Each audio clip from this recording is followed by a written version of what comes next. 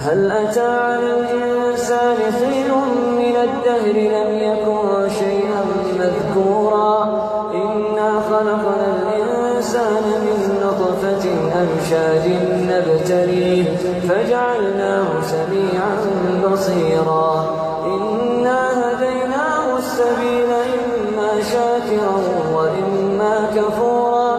إنا أعتدنا للكافرين سلاسل وأغلالا وسعيرا إن الأبرار يشربون من كأس كان مزاجها كافورا